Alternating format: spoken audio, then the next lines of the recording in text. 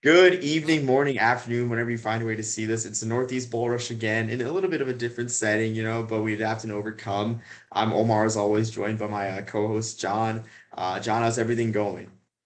Good, man. It won't be long now before we find out what we've been talking about, the last like 6 weeks. So exciting. Yeah, absolutely. And I mean, it's kind of sad. It's kind of bittersweet. Selection Sunday is great and everything, but it's sad to see the season come so fast with already Thanksgiving weekend and all the rivalries happening. But every year it has to happen. Every year seems to go by so fast. Indeed, it does. Indeed, it does. But hey, that's life, man. It is. Yep. C'est la vie. So with that, the big topic, I'm sure you guys are wondering what I mean. Sickos everywhere are looking forward to this game, not just in the Northeast, but the 5-6 bowl bash between Maryland and Rutgers. Winner gets bowl eligibility for Maryland the first time since 2016, and for Rutgers the first time since 2014 that they'll be bowl eligible. Um, I don't know, John. So take us a little bit into this game, like who you think you have winning, some key players, if anything, or just just outlook on the game. Sure, man. So, we've been talking about this for weeks and it's come down exactly like we said, right? The eligible, it's essentially a bowl game in and of itself. I've been saying that Rutgers is going to win it, even though Maryland has been slightly favored. I think at least one site that I looked for the lines on, Maryland's favored by 1.5 at Rutgers. So it should be a pretty close game. Obviously, we've got the Shiano man as Rutgers head coach versus Mike Loxley for Maryland. Shiano has been moving in the right direction for the Rutgers faithful. Loxley has had a pretty good season for Maryland. I mean, it's kind of come together. I mean, he's been there a couple of years now. I think obviously both teams really want to win this, but Loxley needs to win this. They need bowl eligibility. I feel like if Shiano loses, Rutgers loses, Rutgers is still going to feel pretty good about this season, and they're gonna be like, hey, you know what? Next year they got who's the kid, Wimsat, the new quarterback from Kentucky, I believe.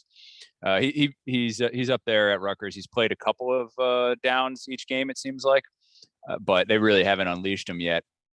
It's like a 4-star, like probably the best quarterback recruit Rutgers has ever had. So he'll be starting next year, barring some sort of craziness that happens. So I think they feel real energized about it. But if Loxley doesn't win, if Maryland doesn't win, I think they feel pretty disappointed. I think bowl eligibility was a pretty big mile marker for them this year. So I mean, I think both sides really want to win, but Maryland needs to win. And then as far as players, I mean, Talua, the quarterback for Maryland, Tua's brother. Throwing the rock to Raheem Jarrett. They've got a couple other solid wide receivers. Let's see, on Rutgers' side of the ball, got the quarterback Noah Vedral. What's the shoot? I forget the running back's name off the top of my head, but Pacheco, Isaiah Pacheco. Yeah, there you go, Pacheco. Yeah, I'm gonna be kicking myself for that later. But yeah, Pacheco's looked pretty good, been pretty impressive this year. I liked their receiver. I think it's Bo Melton. He's also the kick returner. So I think he's been a little unheralded this year. So, but I like him definitely. I think we're going to see a little bit of a smash mouth football between the two. I think both sides can sling it. Certainly Maryland a little bit better than Rutgers, but it's also a product of playing in the Big Ten East that we've seen them obviously much more successful in their out of conference matchups, and then once they are playing the juggernaut that is probably the second best division in all of college football, their offense gets stifled a little bit. You don't really get to see what they can do. If they were playing in the ACC or they were playing in in the Big 12, maybe you'd see a lot more of what their offense can do. So I'm excited there. Yeah, man, it's going to be a fun matchup. What more to say? Yeah, exactly. A new and on the Big Ten Network. I will note Bo Melton, excuse me, just got invited to the Senior Bowl. So really burst on the scene last year. A little bit of a quiet year this year, about 500 receiving yards and so, but still kind of a big name. What gets me, I think, is the contrast in styles because like Loxley leading the Alabama offense for like those great years. I guess I think it was like 2015 and 2016, and then I think Talia or Talua with over 3,000 yards, recently set the season record for completions, which is surprising given that Boomer Esiason went there, but I guess different era. It's kind of a contrast of styles too. Like Rutgers is only allowing 23.9 points per game, compared to Maryland giving up 33 points a game. So kind of a contrast, like a lot of a contrast there. I think would be interesting. I can't really tell who's gonna win, but I kind of feel like I'm a big defense guy, especially I guess late November when like cold weather plays a factor in it. And I got to go with Rutgers in this one. Plus, I guess I'd feel better with Rutgers winning this one because their floor was way lower than Maryland's floor ever was. I mean, 2018 Maryland almost beat Ohio State. An 11 or a 12-win Ohio State team. They almost beat them. So their floor wasn't as low, but for Rutgers, I mean, they've been the butt of many jokes, and I think the first thing everyone thinks of is a 78-0 in 2016 against Michigan, and then 5 years later, here they are. So either way, a good story. But I do agree. I think Loxley's seat becomes fiery, and if he doesn't make a bowl this year, I think I'd say 50% he's fired at the end of the season if he doesn't make a bowl, and then I'd say the chances are pretty high he gets fired mid-season next year. But I'm never one to call for anyone's job, but that's just the way I feel it. I see it playing out with Loxley if he doesn't make it. But really, really a huge game on the landscape too. And I don't know if they have these schools playing every year on Thanksgiving weekend because I think a couple years ago they had Rutgers playing Michigan State and I think Maryland playing Penn State. So I really think this should be each school's Thanksgiving weekend game like permanently. But the Big Ten likes to shuffle the rivalries for whatever reason that may be. Yeah, especially with the new schools. I think they're trying to foster some rivalries here. Penn State gets Michigan State this weekend, and I think, I mean, the whole land grant trophy, obviously being the most heralded and beautiful trophy in all of sports. So that's really helped to foster that that rivalry going forward. But yeah, I mean, between these four teams, you don't really have anyone that's a true rival at least yet. So maybe as time goes on, the rivalry will get fostered. But until then, maybe we'll do a little shuffle. Yeah, I mean, before we get too sidetracked, I always find it funny that like Penn State and Minnesota created that random trophy. I think was it the governor's trophy or something like Penn State's first game in the Big Ten was against Minnesota, so they made a trophy. Like I don't know, it's just really strange to me that's like the original civil conflict in my opinion. It's like, hey, first Big Ten game, let's make a trophy for this one, and they end up meeting, I guess, like just due to geography and cross division, I guess only like not even 20 times, I guess at this point, but yeah, I know it's interesting to me. Yeah. Oh, one other thing I want to mention. So we're talking defense for Rutgers. Fatu Kasi, I believe is his name, the linebacker. He's been looking real good this year. He'll definitely have a major part to play. He'll be chasing Talua around good amount. Yeah, he was, I think, on the Bednar, excuse me, watch list too. Jackson and I talked about him last week. Really having a good year for that defense too. It's just, I don't know, I'm getting before we turn the page on Rutgers, I'm getting like flashbacks from the late 2000s, early 2010s, like in those, especially in those uniforms of those Rutgers teams that like Army could never really break, like really break the hump against those Rutgers teams. And yeah, it's kind of intriguing watching that Rutgers team play like these, I guess a finally decent Rutgers team play in those uniforms. But um, I digress. I guess moving on to another team that's 5-6 looking for bowl eligibility. Syracuse had a huge blow to their bowl hopes, losing to Louisville. Or was it Louisville this weekend? I think it was Louisville this weekend, but yeah, 41-3. And really then they do get Pittsburgh this final weekend, which again, that should be another final weekend rivalry, but them being in different divisions, that kind of affects that. But that's another topic. Do you see Syracuse hitting bowl eligibility this final weekend? And if so, which bowl do you see them making it into? Yeah, I just don't see it happening, Omar. It's done for Cuse, and they what they need to be more concerned about is doing everything they can do in their power not to have Sean Tucker transfer. I don't, I don't know if that's even on his radar or whatever, but we're entering in this new world where there's no penalty for transferring, and all the big boys are going to be after the blue chippers. So I don't think Cuse is winning against Pitt. I mean, it is the ACC and it is Pitt, and Pitt might Pitt. So who knows? But I think that's got to be like a 9-point spread right now. So it would be a pretty big upset. I don't see it happening. And Pitt's been playing pretty good ball, and they're, it's a trap game, I guess, for them. But I think Pitt's got a pretty good chance to win the ACC altogether. So I don't see it happening. I don't see Cuse making the bowl, and I really hope that they hold on to Sean Tucker. Yeah, and so like that was never in the realm of like possibilities for me, Sean Tucker transferring. Yeah, but actually, no, that's a good point you make about like I guess it's like no longer a 1 year sit out period for transfers too. So there's like really no punishment, I guess, now too, and everything. Yeah, I guess you can tell from the tone of his last tweet that he wasn't really pleased with the team's performance. He was pleased with his own performance, but not with his team's. I guess for those that don't know about the famed Sean Tucker tweets, he always says, "I'm very pleased with my performance" when he goes off, and I think he had just 15 carries last game. But yeah, that's something I just never thought of too. But I guess I wouldn't be surprised if he did. But I think what would keep him is the number 44. They gave him the number 44 maybe, but even that or not, yeah. They're gonna roll out, the red carpet for him, give him number 44, like make it very well known to him that they got the Heisman campaign coming. They've got NIL money coming. Make the case to him that it's worth his while to stay, in upstate New York, because I mean, these guys got to be hearing from whoever needs a running back. I don't know who it is going to be next year. If it's going to be Bama or Georgia or Ohio State or whomever, but yeah, they can pretty much pick and choose out of the G5 leagues and the lesser P5 teams.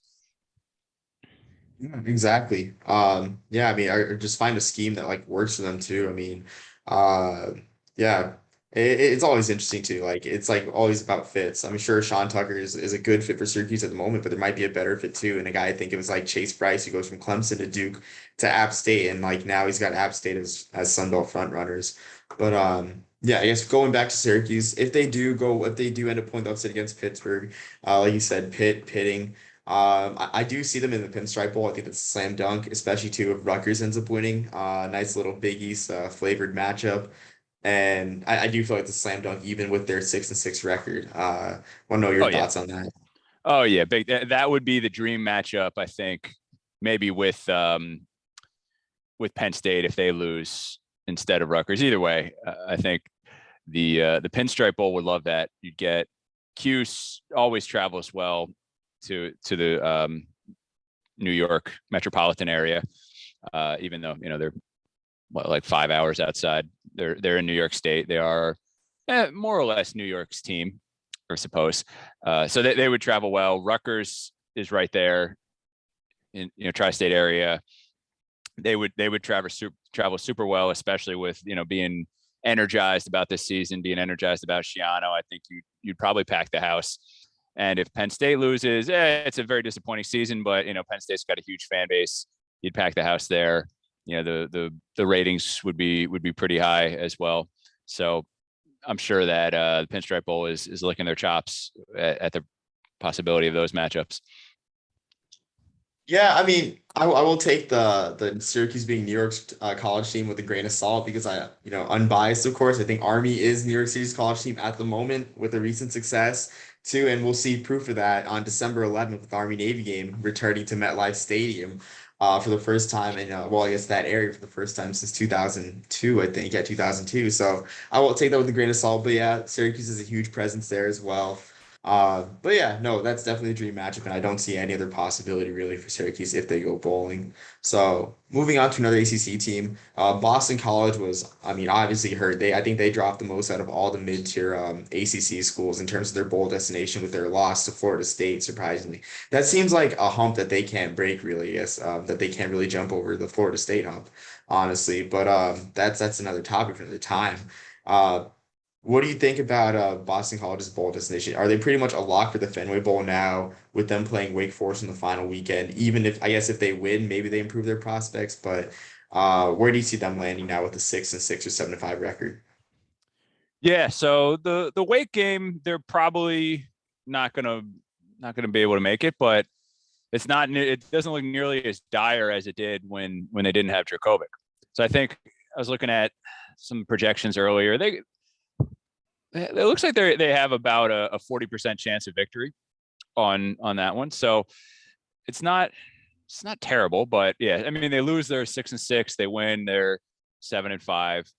I think more than likely they're going to the Fenway Bowl either way.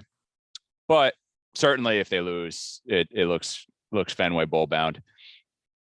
If they win, they might have chancels at something else, but I think Fenway Bowl is probably in their future.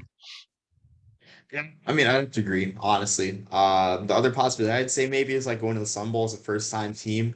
So the Sun Bowl doesn't, I guess, reuse teams. Like I know NC State went in 2017 out of all the bowl eligible teams.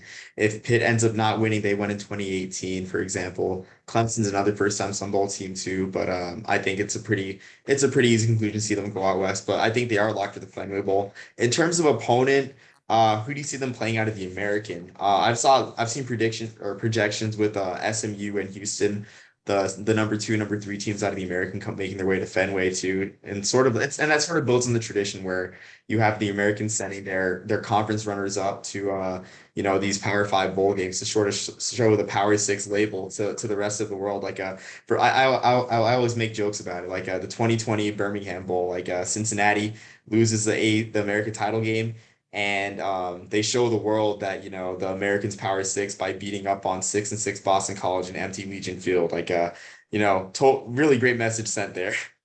Yeah, well, this is an interesting prospect this year with Houston, Cincy, and UCF leaving the conference. So we'll see what happens, but I feel like the American really had a chip on their shoulder for a very long time, trying to be that Power Six conference, and I felt like them sending their best to these, to face some of these mid-tier, Power Five opponents was kind of a way of them trying to really, really bolster their league and show that they belong. But now with these three schools leaving, will they still do that? I imagine they probably will. To add to that, that impression that they have and that they've tried to foster throughout the league. But if there's some real bad blood there, maybe they say, all right, we're not gonna send you to a more favorable matchup, or a more prestigious matchup with with Boston College, and maybe I don't know who else would be in the running, maybe Memphis or somebody like that, gets the nod. And instead they send Houston and SMU to, I don't know what the other bowl tie-ins are, but to East Tumbleweed Bowl or something. Yeah, I will say this. So many Americans got to go to Hawaii, and some projections have UCF. Maybe they have the same thing in mind as you with sort of the pettiness, which I mean, the American can be petty, but nothing beats the pettiness of the CAA right now. Like them doing the absolute most with James Madison. It's a really bad look, but there's hurt feelings all around. But I mean, that's something I never really factored in.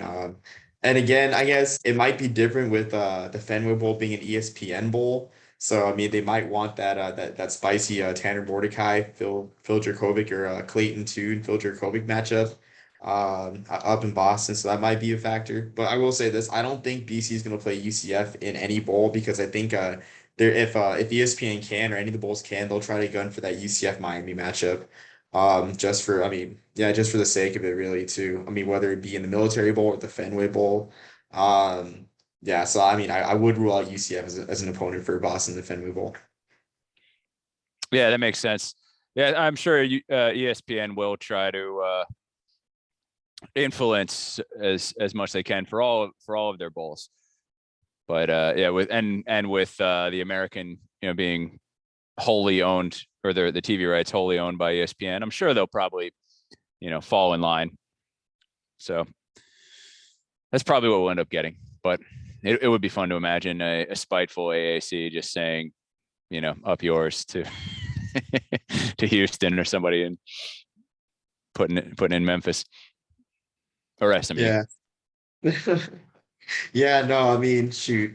I guess I can't get enough of the conference pettiness, honestly. Would be fun to watch for sure. So I guess moving on to our final topic too, and I guess moving on to another ballpark, the Pinstripe Bowl. So we've talked offline about whether Penn State is destined for the Pinstripe Bowl. I say no, you say yes. I want to hear your opinion first, and so I guess why you think Penn State's destined for New York City. Yeah, well, if they lose and go to Michigan State this weekend and go 7-5, I think they've got a pretty good chance. I mean, it'll be interesting if Rutgers wins and Penn State loses. Then, the Pinstripe Bowl may have their pick between the two. But I don't know. I'm cautiously optimistic. I was actually looking at some of the lines this weekend, and it looks like Penn State is actually favored against at Michigan State, at least on like ESPN. I don't know. I haven't checked every line out there, but I was surprised to see that Penn State's actually favored this weekend against Michigan State. So we'll see what happens there. If they win, maybe it's a moot point. But I think, I don't know. Rutgers being energized bodes well for them, but I think Penn State's fan base is just way bigger than that of Rutgers at the moment. So you might think that the Pinstripe Bowl would be jockeying to get Penn State in there if they could, rather than RU. I think that's a very valid point. Penn State not appearing in that bowl since 2014. And I'm not sure if the Rutgers, the Penn State Rutgers game was at a Happy Valley, so it wouldn't be, I guess, a double trip to the New York City Metro.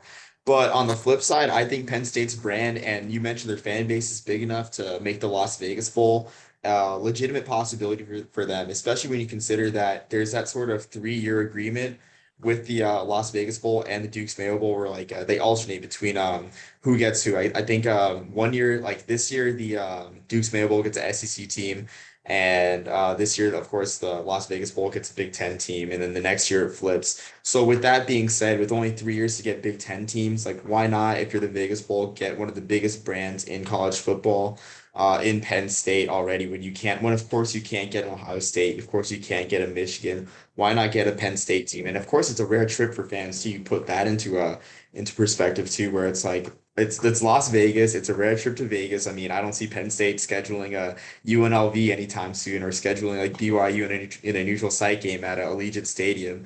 So I feel like that opens up a spot for Rutgers, or the winner of Rutgers-Maryland in the Pinstripe Bowl. But that's just my point of view too. Of course, I think travel I mean, it's probably the biggest factor in bowl attendance. I guess flashback to sophomore year in college, did a stats project on what the biggest factor was, and it was bowl attendance. Was not fun. Did 100 rows of bowl data in the dark, but paid off. But yeah, anyway, yeah. So I mean, I just think that rare opportunity to get a team like that kind of pushes Penn State away from New York too. And yeah. Yeah, and that Las Vegas Bowl, I think for some of the like hoity-toity, Penn State fans, they'd see it as maybe like great value Rose Bowl, essentially. If they're playing a Pac-12 team out on essentially the West Coast, they kind of squint and close their eyes and pretend they're at the Rose Bowl. I think that might appeal to the Penn State faithful, especially those blue hairs that are that really stick up their nose at some of the I guess less. I saw some people on Twitter just spouting nonsense about some of the what they consider the less prestigious bowls. Yeah, I didn't know that there was a hoity-toity Penn State and or end of the Penn Yeah, State fan base. I mean, I think there's every fan base probably, or every established fan base. I won't say blue blood because I don't consider Penn State a blue blood, but that next tier below blue blood and maybe even the tier below that, anybody who's been around for enough time, Penn State, Florida State, I don't know who else is in that tier, but there's certainly an element of the fan base who sticks up their nose at. I saw some people on Twitter saying that they should just boycott a bowl, and because they're not going to. They should boycott the bowl this year. I mean, you get crazy people on Twitter everywhere, but I feel like it's a not insignificant number of people in the Penn State fan base. Yeah, I mean, shoot, with that line you mentioned about the Great Value Rose Bowl, it would be interesting if Oregon keeps losing, maybe we'll get a rematch of that 95 Rose Bowl. We just might if Oregon keeps sliding. But yeah, like I guess one thing I haven't asked is, as a Penn State fan, John, what do you want Penn State to go? Like, where do you want their destination to be? I personally, like, I'm like the Northeast, what, like, I don't know what you want to call it, but like my dream would have been for, back in the 80s for Penn State to have joined the Big East and, or to have created that Eastern Conference. So I would love to see Penn State in the pinstripe against Cuse or whoever ends up making it out of the ACC. So that would be my ideal. But I think most Penn State fans who aren't like so gung ho about the Northeast college sports probably wouldn't be in on that. So the Sun Bowl wouldn't be terrible. I like playing, an alliance game, a Pac-12 game. Wouldn't be the worst thing ever. Dang, Alliance. It's something I would not have guessed to hear this on this podcast. But that's interesting. Yeah, I guess to close things out, something I guess we didn't hit is like, what are the odds that the winner of Rutgers-Maryland gets sent to Arizona to the guaranteed rate bowls? I mean, because I know that's like the least desirable bowl destination for a lot of teams. I know ballpark football is not a fun viewing experience for fans in person unless you're at one of the historic parks. And it's also in Arizona, a far trip too. So yeah, I guess what are the odds that Maryland Rutgers gets sent? I guess before we put a bow on things. I think if it's Maryland, it's slightly higher. It's because I feel like the pinstripe would fight a little bit harder for Rutgers being right here in the tri-state. But I mean, there's some chance of that altogether for either team. But yeah, I think the pinstripe would be more pressed for Rutgers. Yeah, I'd have to agree. I mean, the Pinstripe Bowl's never had Maryland, so I mean, of course, me being the optimist, like I do see that as like as a way to see, I guess, as Maryland being in the driver's seat for the Pinstripe Bowl if they do win. But I can see that as well with, I guess, the sort of that perception with Maryland being, on the edge of the Mason-Dixon. Are they south? Are they northeast? Are they not? That's sort of, I guess categorization would play into that, but that makes a lot of sense as well. And after all, too, if the Big 12 can't provide a team, this could be a revenge game for Mike Locksley because there's a lot of Mountain West teams that he did not beat in New Mexico. But that is not to throw shade. That's just that's just facts. I'm just throwing the facts out there. Maybe you can finally beat Air Force or something like that. But I digress. Not a Mike Locksley shame podcast. Just trying to throw some jokes out. um, but I guess that puts a wrap on it until for this Thanksgiving weekend. Just final week before conference title play and a +1 game where you have Cal USC because of the COVID postponement. So kind of odd there, but yeah, just one final regular season weekend before conference title games. It's been fun doing this. I've enjoyed it. We'll be back next week, I guess. I don't know if you want to do a select. You want to wait till selection Sunday. We'll probably talk about this offline. But John, do you have anything final to say? The only thing I wanted to do was compliment you on your Cortica sweatshirt there. I noticed that about halfway through the pod.